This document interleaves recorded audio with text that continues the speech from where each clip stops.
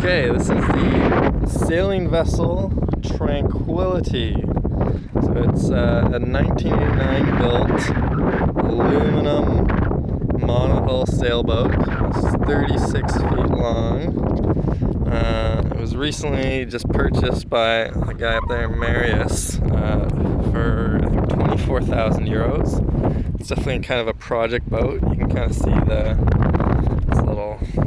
He's basically going to be kind of replacing the whole kind of like interior and top, I think, over the next year or two. But for now, it works. The hull's really good. It's an aluminum hull. So last night we were anchored like 500 meters that way, and we got hit by basically 60 knot, like 120 kilometer an hour winds, like constant lightning and rain, and we dragged all the way here. We're now in, can't really see it now because the light's not very good, but it's basically soft mud. Like I can basically stuck my leg in here.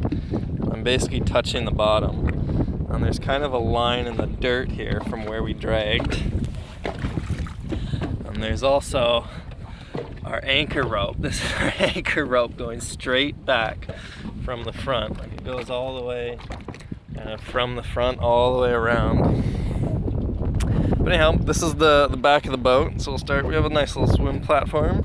Very nice to stand. A little foot thing. A little ladder that flips up. We have the dinghy hoists. They aren't exactly operational now, but it's fully there. We usually just tie the dinghy here. We have the dinghy over there. It was full of water this morning.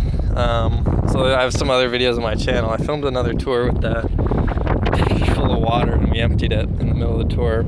I filmed that in vertical, so I'm filming this one in landscape. So from the back you get into the cockpit, and so we have this is the steering mechanism, the tiller. There's no wheel, as you can see, so this is it. We have some nice benches. There's like an inflatable, auto-inflating life raft under there, so if the boat ever goes under, that'll kind of pop free and become a life raft on its own.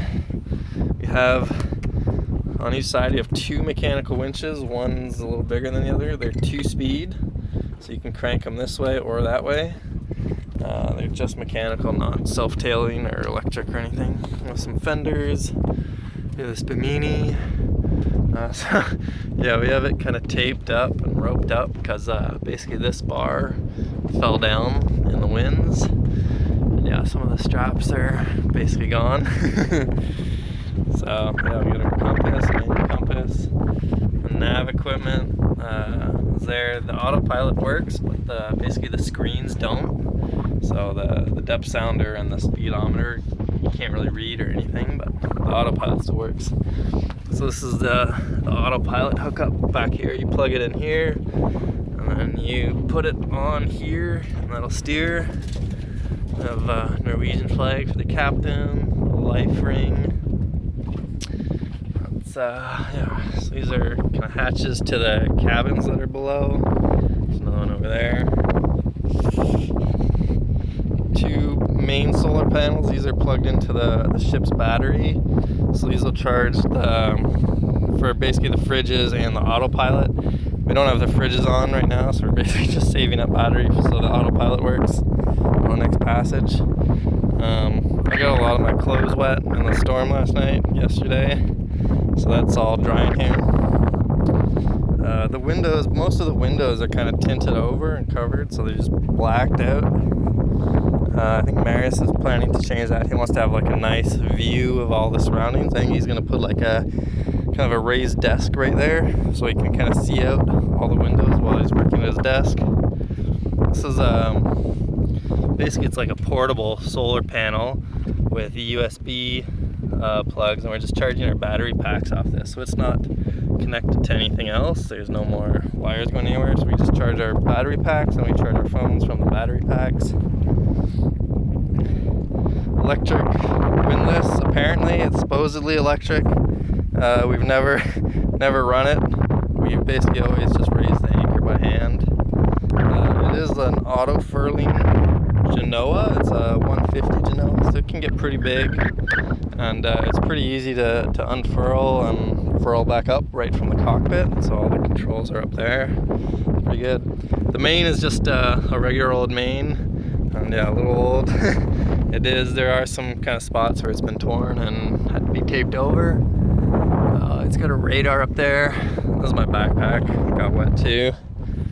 Down, we have some onions and stuff hanging right here. That goes into the galley. This is my forward cabin hatch.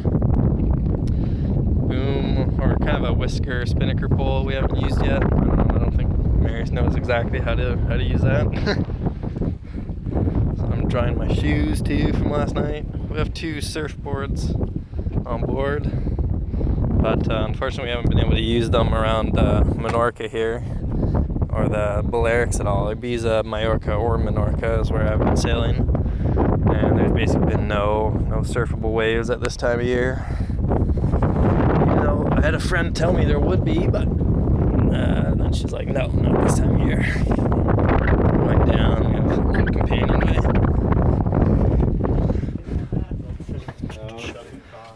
So kitchen, I just did the dishes, blah blah. We have a 2 burner stove and an oven.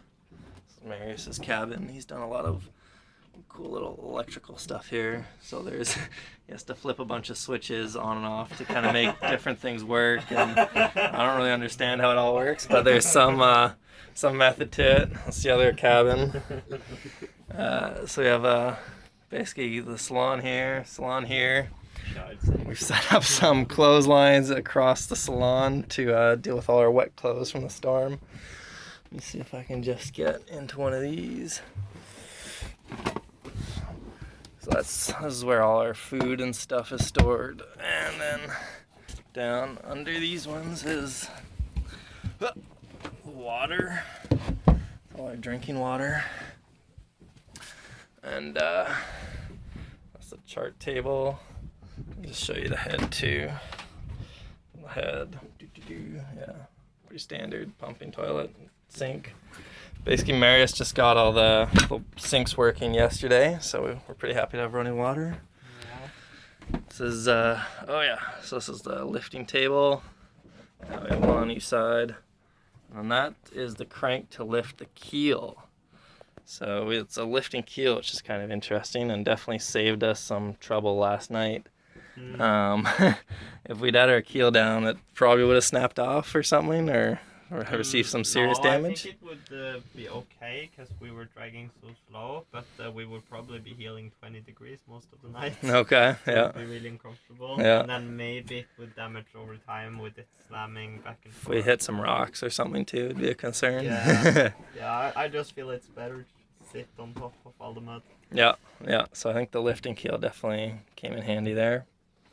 So this is kind of the nav table. We have like an emergency beacon here. I have a whole diagram of the boat in Norwegian.